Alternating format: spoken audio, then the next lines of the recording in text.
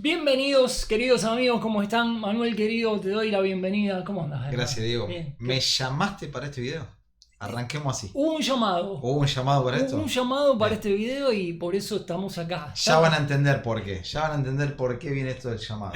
Estamos llamados a estar acá hoy. Bien, amigo. perfecto. Entonces estoy en el lugar correcto. Estás en el lugar correcto. Estamos en el lugar correcto porque hay un llamamiento.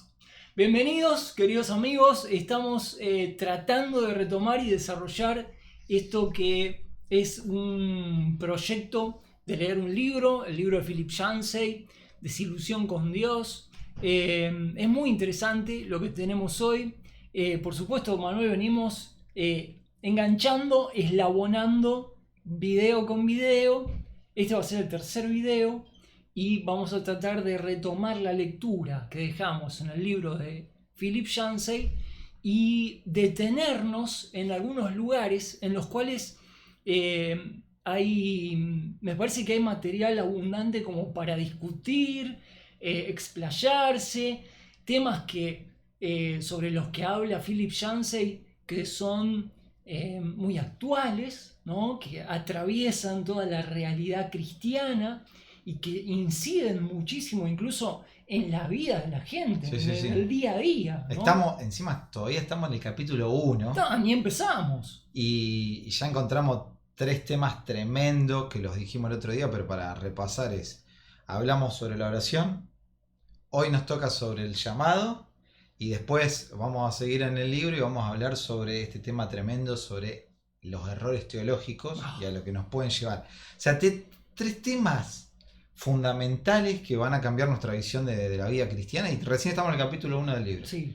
Son temas, a ver, yo creo que no creo que Yancey sin querer haya planteado del vamos el libro con estos 3 temas como una cuestión aleatoria, no me parece, ¿no? De hecho, él está impactado. Claro.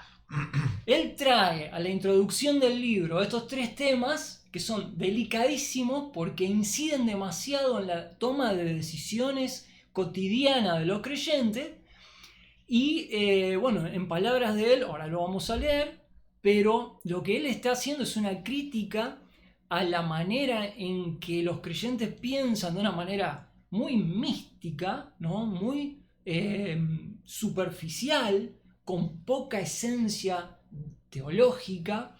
Y lo llamativo es que él esto lo está escribiendo en el año 1980, claro, más o menos. Claro. O sea, estamos hablando que pasaron casi 40 años y seguimos igual. Igual. No es que decimos, no, bueno, está medio desactualizado ya, porque todas esas cosas las hemos superado, estamos en otro nivel. No lo superamos para nada. Al contrario, creo que o estamos igual o hemos retrocedido en algunas cosas. Él hace una crítica que va encaminada a hablar y a mencionar toda esta cuestión supersticiosa que abunda, ¿no?, en la vida de los creyentes y que hace que la gente viva de una manera en función de esas cuestiones que a veces no son otras que supersticiones.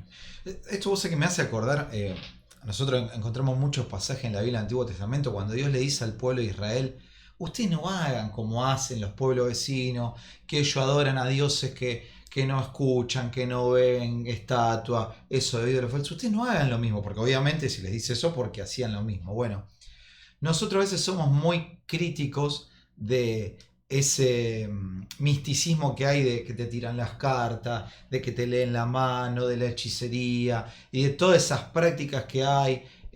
Como esto nuevo, la nueva era. Ahora está esto también del tema de tus ancestros. Sí. ¿Cómo se llama? Constelaciones.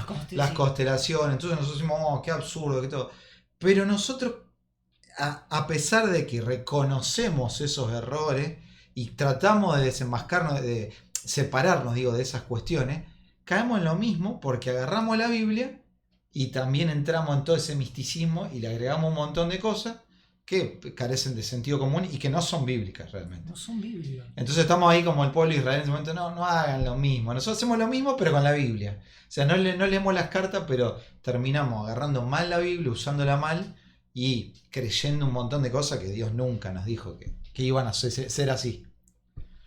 No puede ser más precisa tu aporte, no puede ser más preciso, Manuel, porque yo creo que ese es el alma del problema que encara Yancey en todo el tratamiento que hace y cómo esto, las divergencias de este problema se van ramificando en la vida de la iglesia, del cristianismo y de los creyentes y, bueno, tienen una serie de manifestaciones que se ven claramente en la forma de pensar y de actuar de los creyentes que piensan que viven vidas consagradas para Dios y todo lo demás y realmente como mínimo hay que hacer una revisión de estas formas de enfocar, de vivir.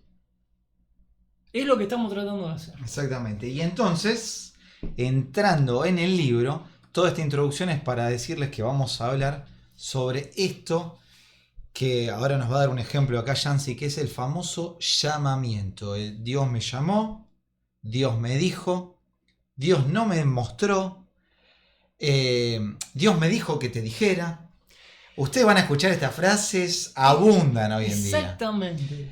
Están por todos lados dentro del mundo evangélico. Son frases que resuenan, son frases que se escuchan bastante a menudo, que los creyentes mencionan en relación a diferentes aspectos y ámbitos de su vida, o de la iglesia, o de su trabajo, de sus relaciones familiares.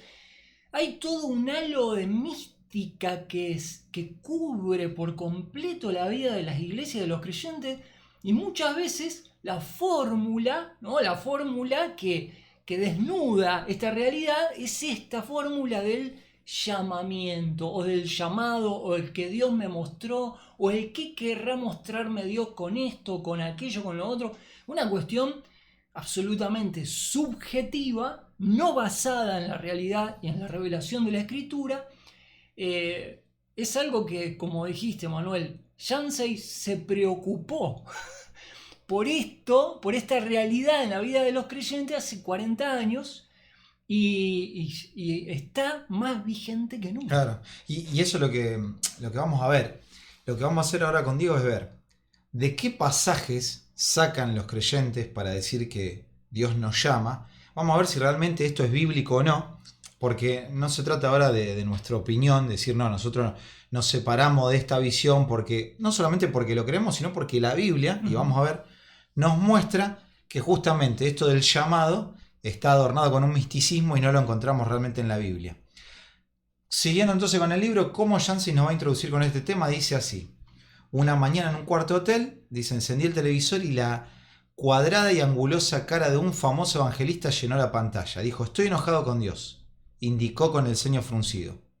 Era una notable confesión para un hombre que había construido su ministerio alrededor de la noción de la semilla de la fe y la seguridad absoluta de que Dios se interesa personalmente por cada uno de nosotros. Con todo, Dios le había hecho quedar mal, según él, ¿no? Sí. Y luego explicó sus palabras. Dios le había ordenado, escuchen esto, o sea, Dios le había ordenado, van a escuchar llamado, ordenado, mostrado. Toda la familia de la palabra, de esa sí. palabra, ¿no? Dios le había ordenado que construyera un gran complejo de edificios para su ministerio. Sin embargo, el proyecto demostró ser un desastre económico, obligándolo a vender propiedades a bajo precio y limitar sus problemas. Él había cumplido con la parte del trato. O sea, Dios me mostró esto, yo lo hice y ¿qué pasó? Pero Dios no lo había hecho. Pocas semanas después vi de nuevo al evangelista en la televisión y esta vez desbordaba de fe y optimismo. Se inclinó hacia la cámara con una sonrisa en el rostro y apuntó hacia 1 millón de televidentes diciendo algo bueno le va a pasar esta semana, dijo, convirtiendo la palabra bueno en un vocablo de 3 sílabas. Estaba en su forma feroz, totalmente convincente. No obstante, pocos días más tarde llegó la triste noticia de que su hijo se había suicidado. No pude menos que preguntarme qué le diría el evangelista a Dios en sus oraciones durante aquella semana fatal. Dios mío. Entonces, acá vemos este ejemplo de este hombre, nos lleva justamente a pensar esto. ¿De dónde saca él que Dios le había mostrado? Digo, ¿de dónde saca que Dios le había mostrado que él tenía que construir un edificio? ¿De dónde hoy los cristianos sacan de que Dios me llamó a ir de misionero al África, que Dios me dijo que deje este trabajo, que Dios no me mostró que sirva en la iglesia, que Dios no me mostró que vaya acá.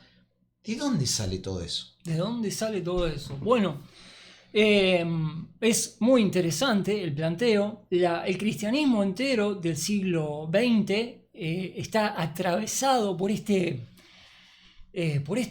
planteo del llamamiento de Dios, ¿no? Que después lo vamos a tratar de arrancar en un análisis histórico de este llamamiento, ¿no? Y vamos a tratar de ver hasta qué punto esta ficción, porque es una ficción al final, después que hagamos un análisis, afecta el día a día de los creyentes en cosas prácticas y en cosas totalmente mundanas. Sí, sí, ¿no? sí. Sí, materialista, como dijimos el otro día con la oración. ¿A qué punto hemos llevado esto del llamado? Bueno, lo que tenemos que hacer es, primero, nosotros no tenemos una respuesta a esto. Yo no me animo a dar una respuesta definitiva. A por qué la gente hace lo que hace. Nosotros lo único que podemos hacer es agarrar la Biblia y ver qué dice la Escritura acerca de este supuesto llamamiento que procede del ser divino y que supuestamente, porque es una cuestión subjetiva, ¿no? Una cuestión de la percepción de cada uno, afecta de una o de otra forma la vida de los creyentes que toman decisiones de muy diferente calibre y a veces de corto, mediano o largo plazo. Y me imagino que si nosotros venimos escuchando siempre, esto se usa, lo del llamado, el llamamiento, Dios me dijo que te dijera, Dios me mostró, no me mostró. En algún lado de la Biblia de algún lado de la Biblia tiene que estar, porque no creo que esto se lo haya inventado la iglesia de la nada. Seguramente vamos a encontrar en la Biblia algunos pasajes para los cuales se agarran como para decir que Dios está trabajando con nosotros de esa manera y nos llama, nos muestra. Claro. Y bueno, eso es lo que vamos a ver. Vamos a ver de dónde en la Biblia encontramos eso. ¿De dónde viene esto? Bueno, como siempre, estos errores vienen planteados por basar una enseñanza completa en un pasaje, cuando en realidad sabemos que la Biblia habla en múltiples pasajes, ¿no? A lo largo de toda la Biblia hay enseñanzas que armonizan y que son considerados cuerpos de doctrina que se pronuncian en cuanto a un tema, otro tema, otro tema. Nunca hay que basar una enseñanza en un pasaje aislado de la Escritura. Y esto es lo que aparentemente ocurre con este caso del llamamiento. Pero lo que proponemos con Manuel en este video es hacer una revisión de la historia de la iglesia, desde la iglesia apostólica, pasando por la iglesia de los padres, llamado la era patrística, del siglo II, III, IV, pasar por la Edad Media, llegar a la Reforma y después pasar por las eras de los siglos XVII, XVIII, XIX, de los grandes avivamientos y de las misiones, y ubicar, tratar de encontrar dónde se empezó a usar en toda la historia de la iglesia esta cuestión del llamado interno o del llamamiento de Dios, o que Dios me dijo esto, lo otro, aquello. Para esto necesitamos remontarnos primero que nada a la iglesia apostólica, a la iglesia de los apóstoles, y ver cuál era el funcionamiento de la iglesia de entrada, ¿no? En el punto de partida de la iglesia, cómo funcionó la iglesia y qué pasó. Bueno, hay un pasaje central que es el caballito de batalla, ¿no? Que se usa con esta cuestión del llamamiento, que lo voy a leer literal. Perdóname, Diego, sí. Lo que vos vas a decir está en la Biblia. Claro, vamos a porque leer. yo pensé que el tema de llamamiento venía en la canción de Steve Green. No. Dios llamándonos está, el Espíritu Santo. Yo lo tenía como que ahí. Bueno. Digo, capaz que Steve Green con la canción nos confundió. Steve Green No te metas con este No, gris, no. pará, no iba a escuchar Él lo que hace es empaquetar, ¿no? esta doctrina. Sí, un producto con su canción. Él empaqueta un producto que viene amasándose, ¿no? Durante unos siglos anteriores, y está todo imbuido de toda una mística misionera y todo lo demás. Estamos hablando de la canción Dios y el Espíritu Santo llamándonos esta, vieron que arranca así. Sí, y esa, obviamente, esa canción se usaba en las iglesias para ver avivar, quién iba a ir quién iba a ser llamado. Un desafío y a la vez un método de sensibilizar al público también, ¿no? Bueno. En Hechos capítulo 13, versículo 1, tenemos un acto fundacional. ¿Qué significa esto? Bueno, significa en el libro de los Hechos, imagínense en el contexto de la iglesia primitiva, es un libro que narra cuando pasan ciertas cosas por primera vez, ¿no? Por primera vez pasan cosas históricas, son hitos de la iglesia. Por ejemplo, llega el Espíritu Santo a la iglesia. Capítulo 1 y 2 del libro de Hechos nos cuenta cómo el Espíritu Santo descendió sobre la iglesia. Eso es un acto fundacional, pasó una sola vez. A pesar de que muchos círculos cristianos digan que eso pasa constantemente, en la Biblia no lo ven, pasó una vez y punto. En Hechos 13...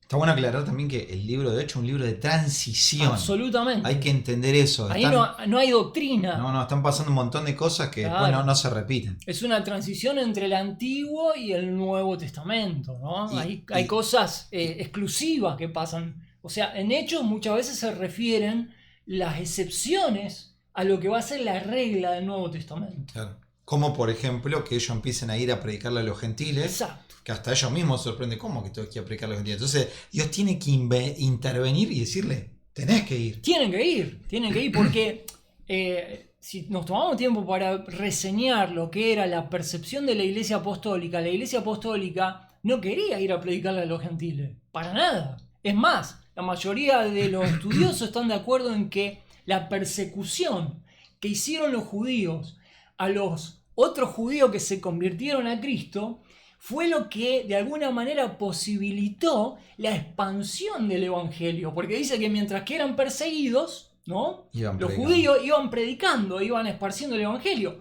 pero si no hubiera habido una persecución, los judíos no iban a predicar, porque los judíos tenían esta mentalidad central de que ellos eran el pueblo elegido y el evangelio era para ellos y punto. Y a pesar de que ya se les había avisado que tenían que ser de bendición para las otras naciones, que tenían que ser luz. Todo el Antiguo Testamento. Todo el Antiguo Testamento. Jesús lo sigue haciendo. De hecho, Jesús convierte a varios gentiles.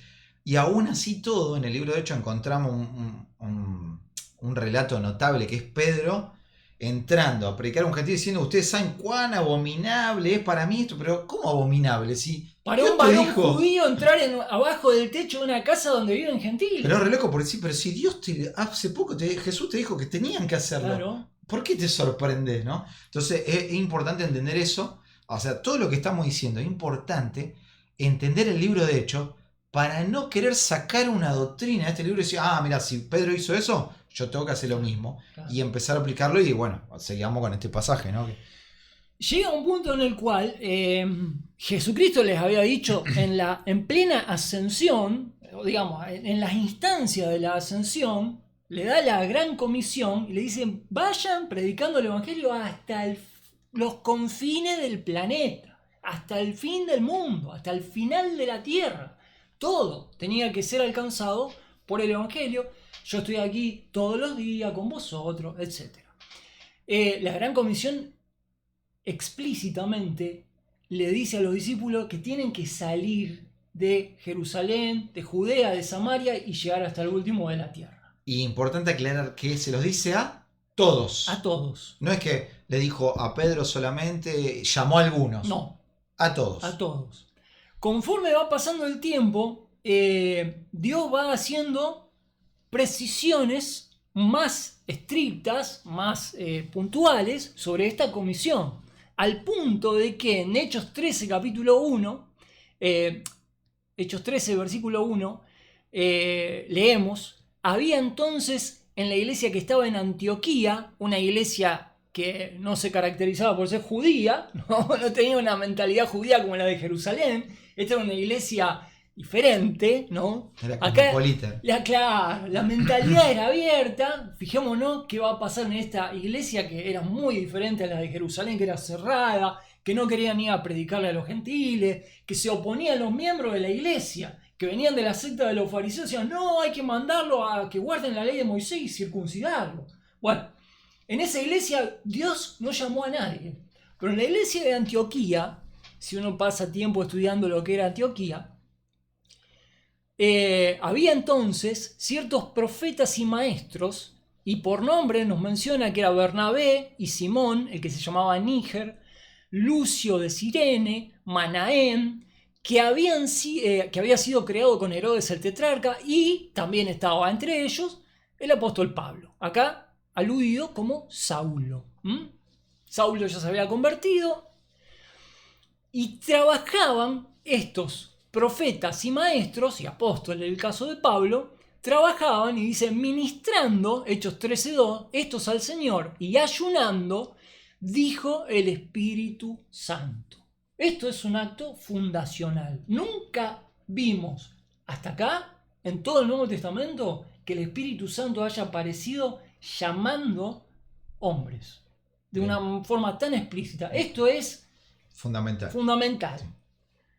Ministrando esto al Señor y ayunando, dijo el Espíritu Santo, separadme a Bernabé y a Saulo para la obra para la cual los he llamado. Ahí está la palabra, perfecto. El Espíritu Santo llamó a Bernabé y a Saulo, y habiendo ayunado y orado, les impusieron las manos y los enviaron. Bueno, entonces yo te hago la pregunta.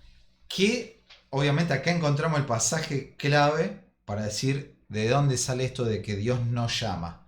Está claro, Dios nos llamó, o sea, ¿por qué, Diego, vos decís que, o diríamos nosotros, ¿no? ¿Por qué decimos que está mal decir que Dios nos llama si el pasaje claramente lo está diciendo? El pasaje dice claramente que el Espíritu Santo llamó a Bernabé y a Saulo como un acto fundacional, pero en ningún momento, y en esto que digo voy a abarcar toda la escritura del Nuevo y del Antiguo Testamento, en ningún momento se hace referencia a este pasaje como un pasaje normativo que señala que siempre que haya un creyente va a ser llamado por el Espíritu Santo, y este es un llamamiento especial, no estamos hablando de que acá había una impresión de que no, acá el Espíritu Santo llamó por nombre a ciertos individuos y los comisionó, y no solo los comisionó, sino que dice, enviados por el Espíritu Santo, descendieron a Seleucia, de allí navegaron a Chipre. Bueno, la comisión era que fueran a predicar a tierra donde estaban los gentiles.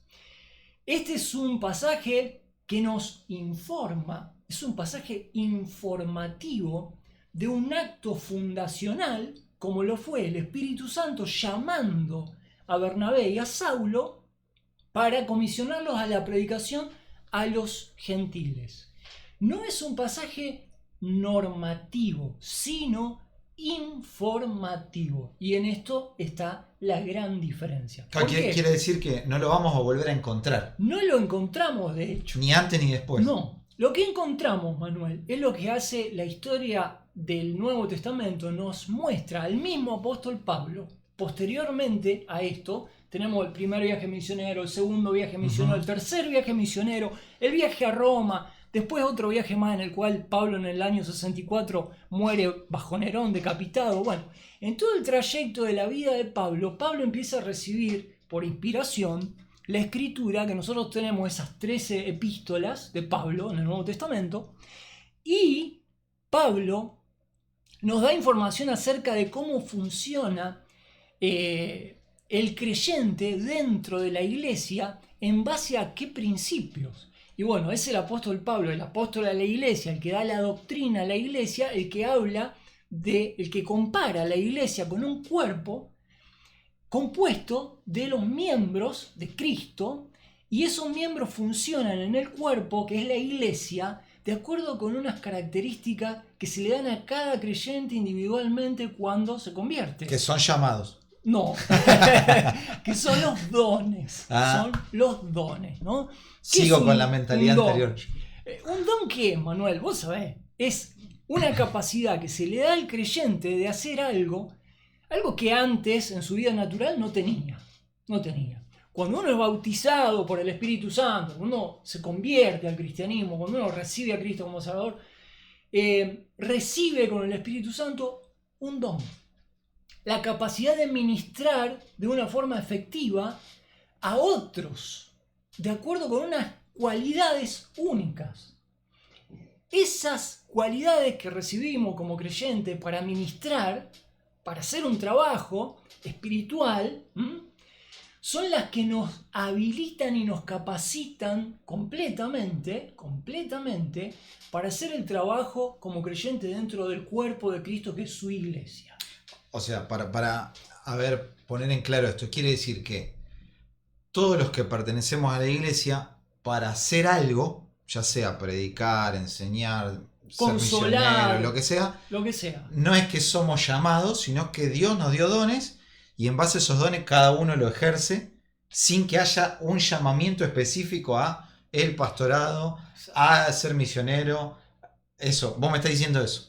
Estoy diciendo eso porque eso es precisamente lo que enseña el apóstol Pablo. Se tira capítulos enteros en las epístolas del Nuevo Testamento explicándole a los creyentes cómo tienen que enfocar su servicio y su ministerio a Dios como sacerdocio también, conforme al don que han recibido. De hecho, Pablo en Efesios hace una lista de esas cualidades, en función de las cuales los creyentes tienen la obligación de perfeccionarse y servir.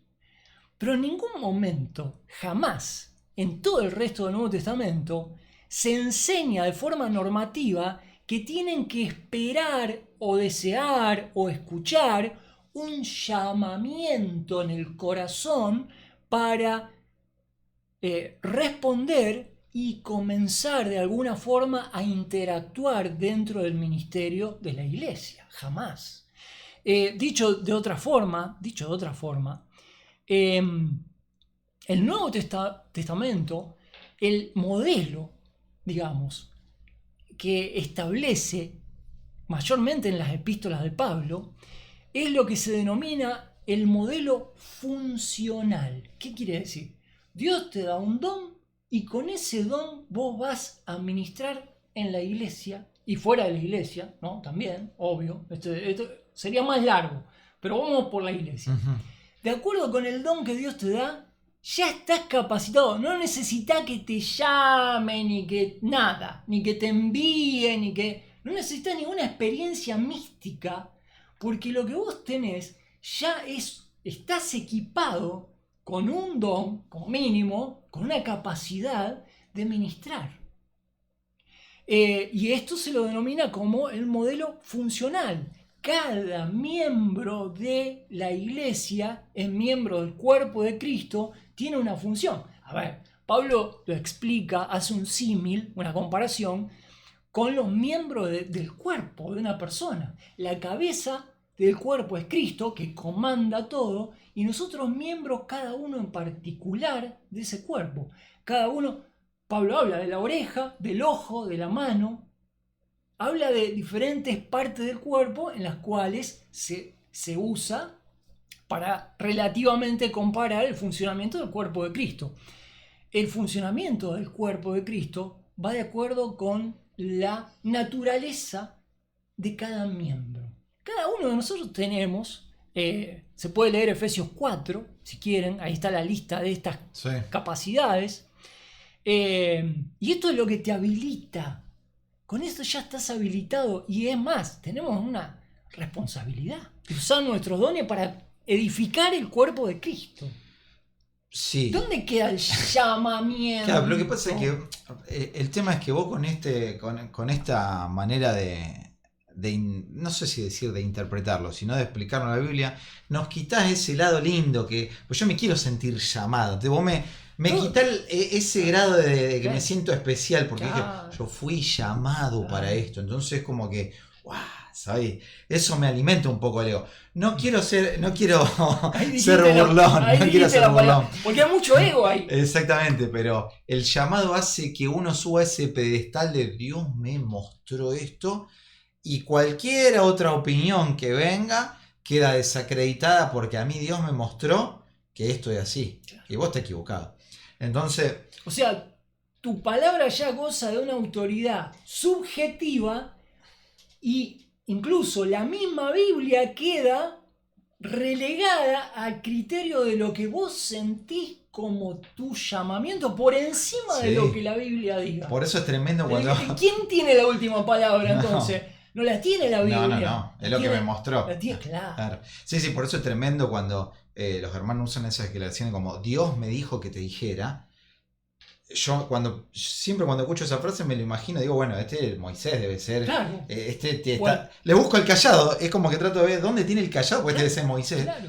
Ya cuando te dicen Dios me dijo que te dijera, bueno, agarrate porque no va a poder contradecir nada de lo que te diga la persona, porque Dios se lo dijo que se lo dijera. Bueno, ahí claramente, ¿qué está pasando? Vemos que los creyentes aman entrar en el rol del profeta. El profeta es el que viene a hablar en nombre de Dios, con una autoridad delegada, exclusiva, totalmente por encima de todo lo natural, ¿no? Es sobrenatural. Como el caso de Moisés. Esos llamados son sobrenaturales. Y casualmente todos los que hablan en estos términos, interpretan la vida cristiana de acuerdo con estas fichas, con estas reglas, ¿no? Siempre hacen referencia a pasajes del Antiguo Testamento, en los cuales había un hombre que era llamado, apoderado por Dios, enviado, y tenía la última palabra sobre todo. Y claro, porque justamente venía de Dios, ¿no? Hay un contraste muy marcado entre la postura o el rol del profeta y el rol del Nuevo Testamento, que nos somete a todos a una serie de escrituras que nos ordenan en el cuerpo. Y que están todas ahí. Y que no nos dejan volar, claro, digamos, con la eso. cuestión de que me llamó, no me llamó, estoy esperando que me llame, que me muestre, que no me muestre. Eso está bueno también aclarar acá con este tema, me parece fundamental, es que si bien Dios nos reparte dones a cada uno y cada uno va a tener la capacidad por Dios de enseñar, de ejercer misericordia, de evangelizar, pero después hay un montón de cuestiones en la Biblia que son para todos. Es decir, compartir el evangelio es para todos. Algunos tendrán el don exclusivo del evangelista. Lo dice Pablo. Pero eso no quiere decir que los demás no tienen que evangelizar. La comisión es para todos. La comisión es para todos. Ya sea el de amarnos, ya sea el de evangelizar, ya sea el de perdonar.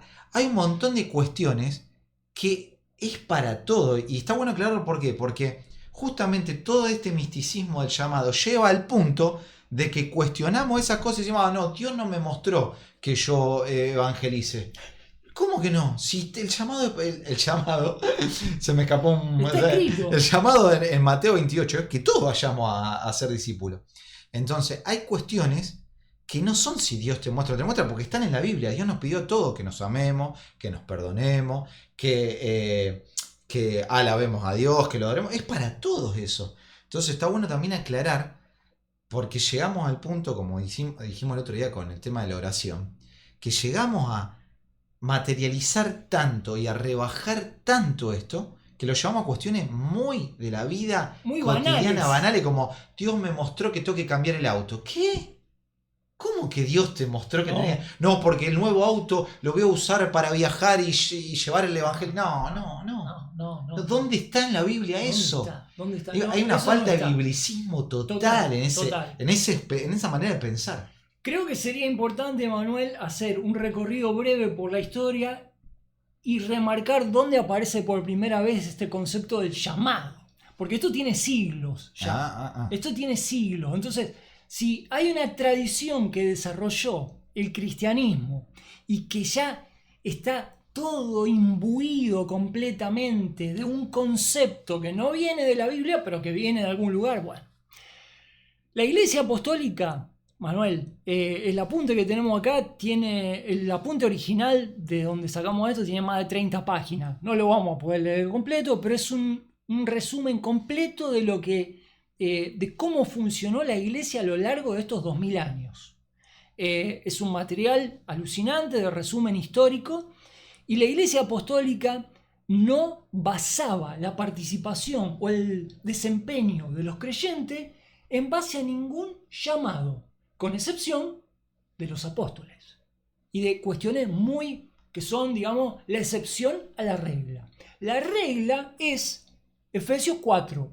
Dios dio dones a los creyentes, y los creyentes, en función de ese don, tienen que participar. Que no es solamente aparece en Efesios 4, está en Corintios, en un montón de Biblia, varios pasajes aparece. Ni hablar. Pero no hay que esperar ningún llamado. La iglesia apostólica no enseñó esto. No enseñó esto. Es más, Pablo abunda en enseñanzas acerca de los dones, que son los que capacitan y habilitan. El tiempo posterior a los apóstoles, que es la era patrística, la era de los padres, del siglo II al siglo IV, la autoridad del obispado, la autoridad de los pastores, se institucionalizó. ¿Qué quiere decir? Esto se hizo más formal, ¿no? No nos olvidemos que acá ya empieza la iglesia de Roma, el desarrollo del obispado en la jerarquía más alta de una iglesia y de un imperio.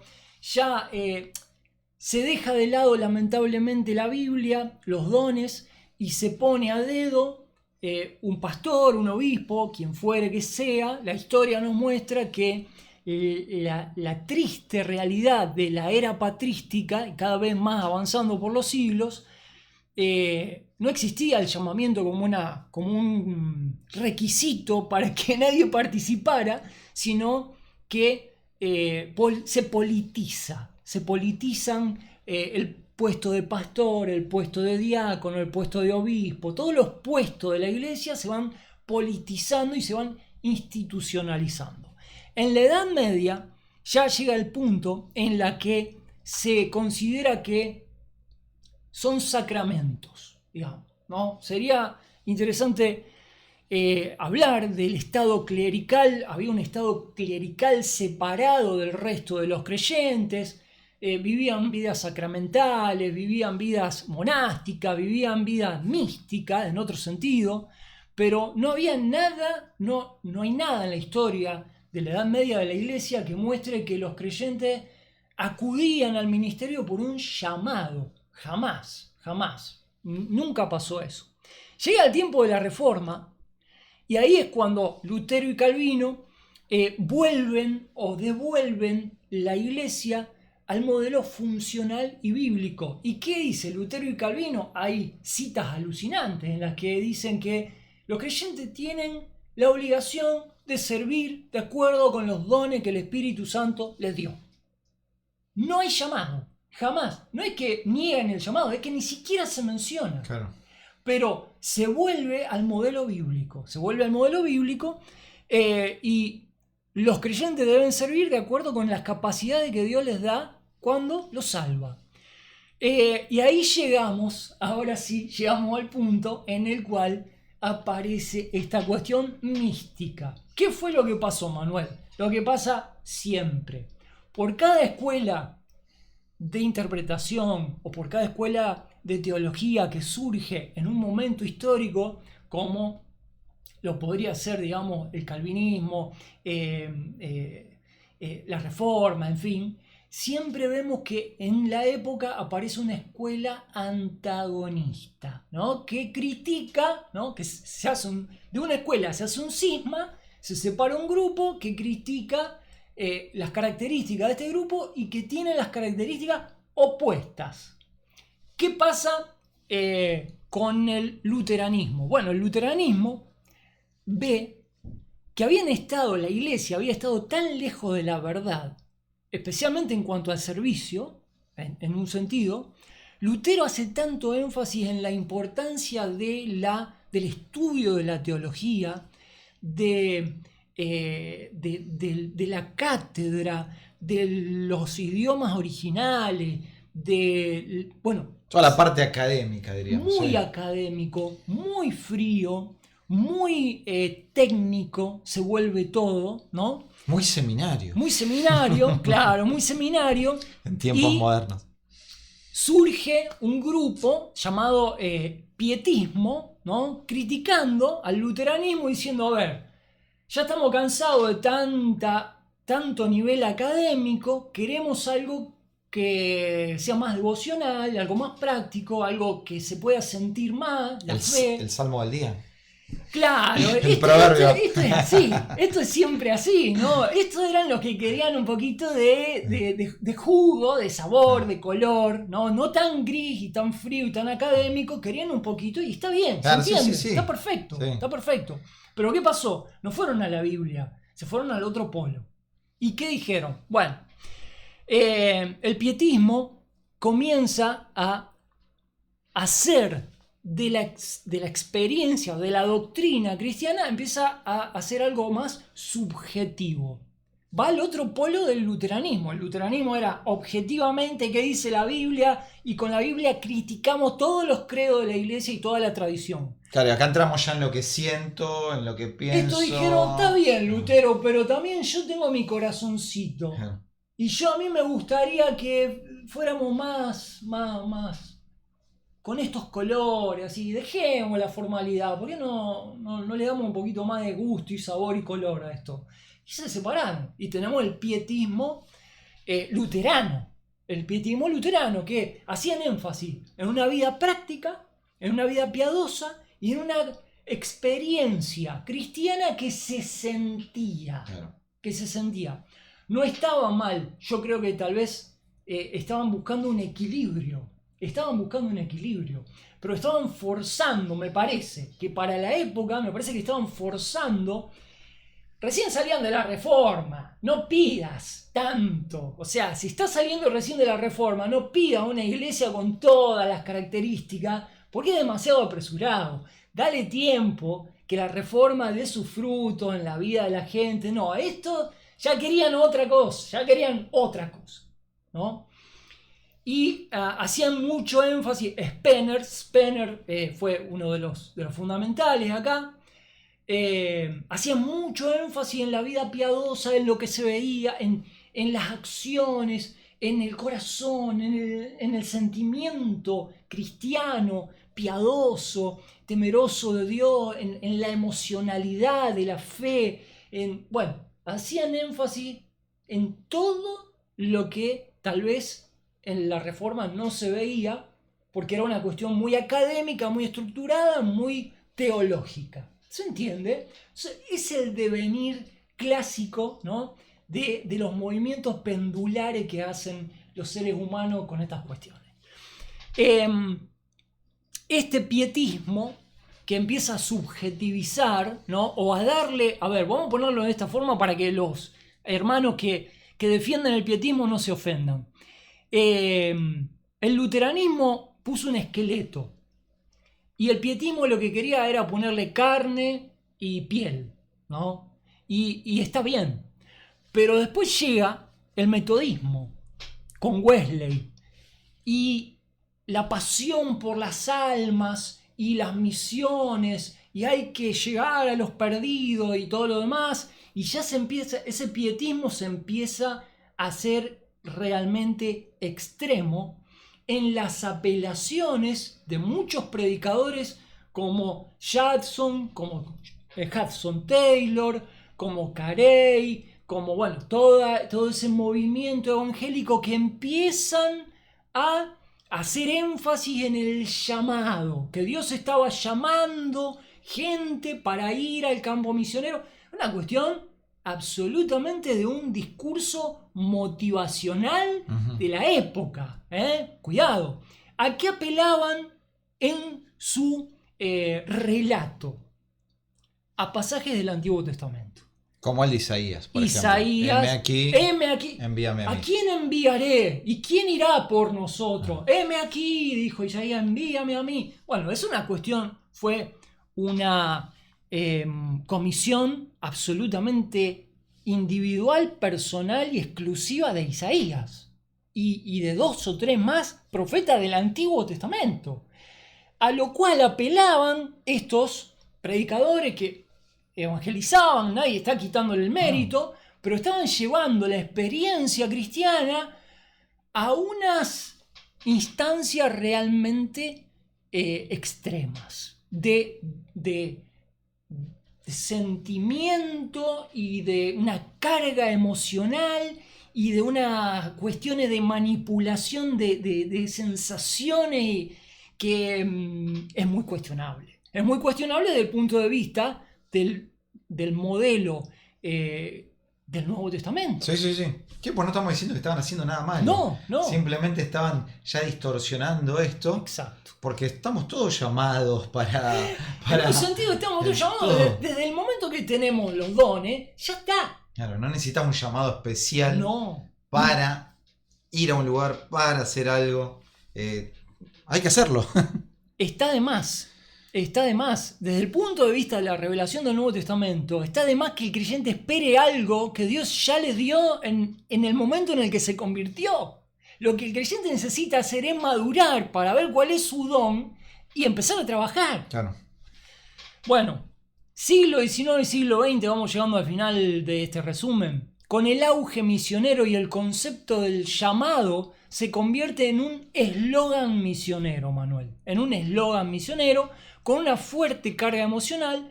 Predicadores como Finney, Moody y los grandes conferencistas, hasta Spurgeon se enganchó en esto, hasta Spurgeon cayó en esto, insisten en, literal, escuchar la voz de Dios como requisito para servir. Como requisito. ¿Qué me está diciendo? ¿No es suficientemente explícita la Biblia, el Nuevo Testamento, como para mostrar los requisitos para servir? ¿No es?